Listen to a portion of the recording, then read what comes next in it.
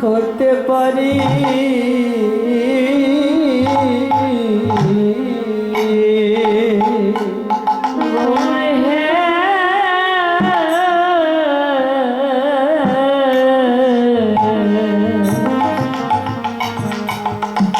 আমি যেন কৃষ্ণ ভক্তে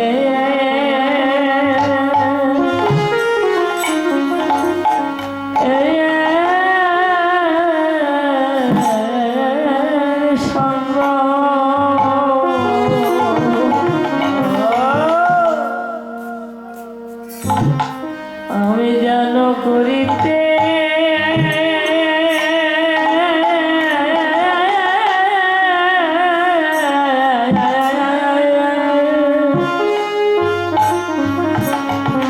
আমি করিতে পারি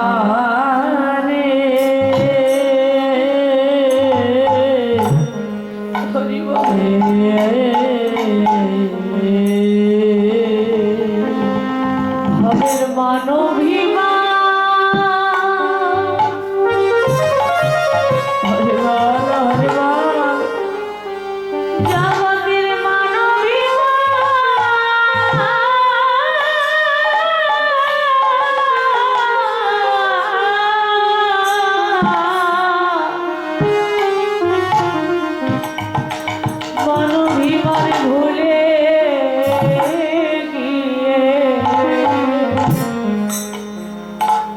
আমি যেন কৃষ্ণ ভক্তের সঙ্গ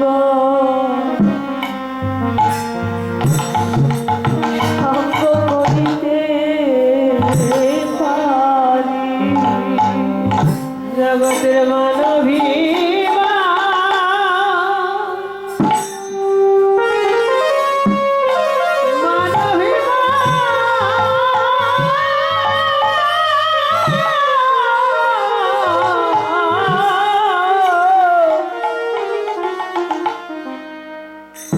মানভিমান ভুলে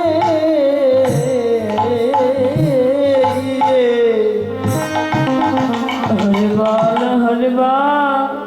কেবল যেন কৃষ্ণ সঙ্গ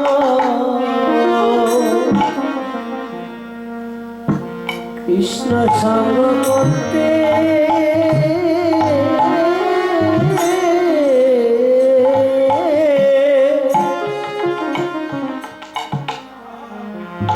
করতে পারি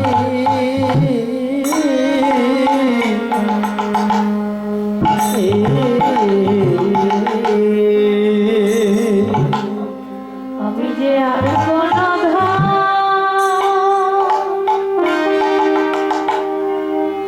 জগতে আর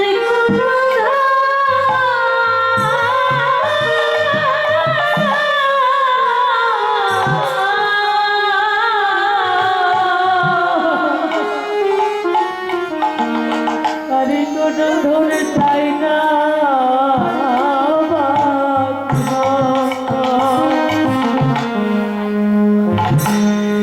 কৃষ্ণ ভক্তের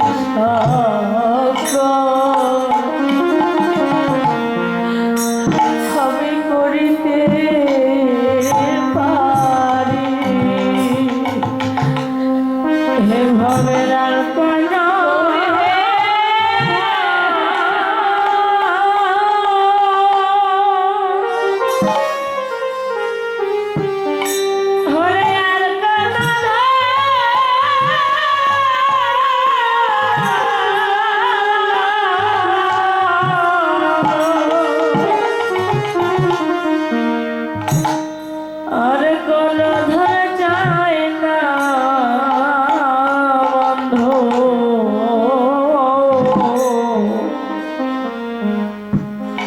আমি যেন কৃষ্ণ ভক্তের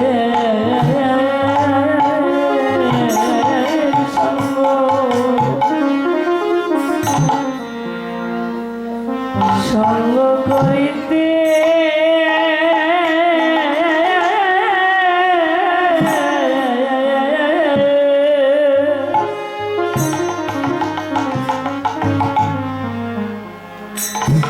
আমি করিতে পারি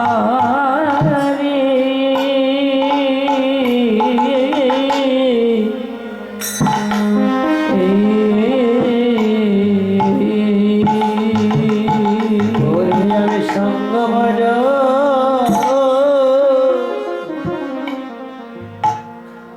সঙ্গ বড় ভালোবাসি গৌরী হে তোমার সঙ্গ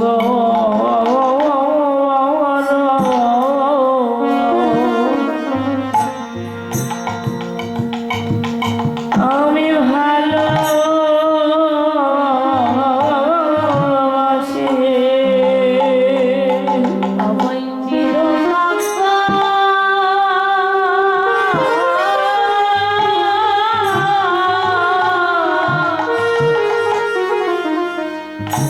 চিরকাঙ্গাল করে দাও হে। আমি যে কৃষ্ণ ভক্তের সঙ্গ বড় বড় ভালোবাসি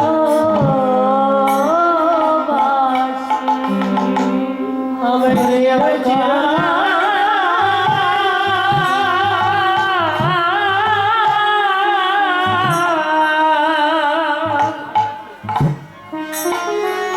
চিরকাঙ্গাল করে দাও হে।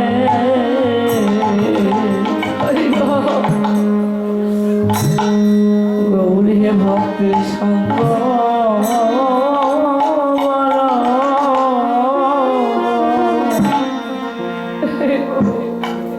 আমি ভালোবাসি আমি যেন তোমার মতো নয়ন জলে কাঁদিতে পারি সদায় নয়ন জলে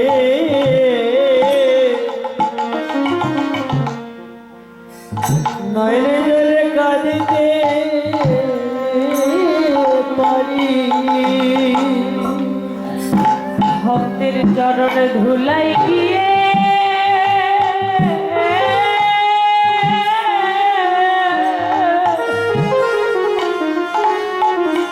আমি গড়া ধরি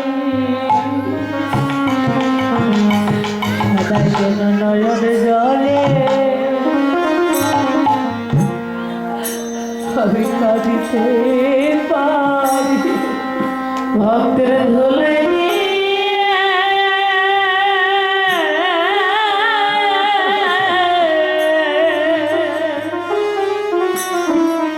ধুলাই দিয়ে গলা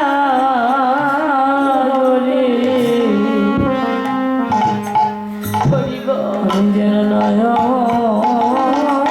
জলে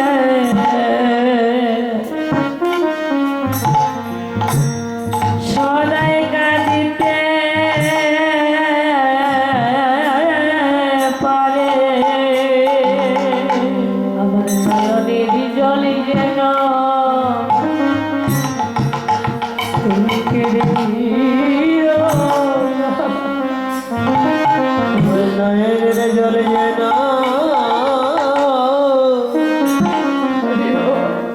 গৌর হে কেড়ে নিও সদাই যেন নয়ন জলে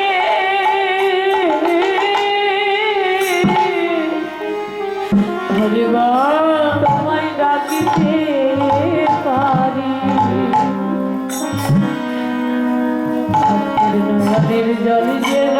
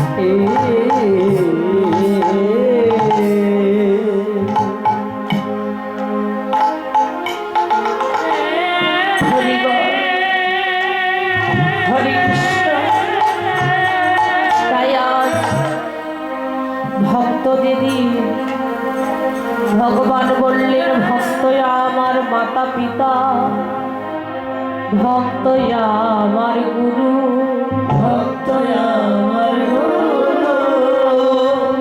ভক্ত জনায় নাম রেখেছে আমায়, বাঞ্ছা কল্পতরু, বাঞ্ছা কল্পতরু, ভক্তের হাতে প্রেমের ডুরি, প্রেমের ডোরি, ভক্ত যেদিকে ঘোরায় সেই দিকে ঘুরি, আমি সেদিন ঘুরে। ভক্ত যদি আমায় সেবা দেয় আমার সেবা হয়, আহা, ভক্তের প্রসাদ না পেলে সেদিন আমি উপবাসে রয়ে যাই। উপবাসী,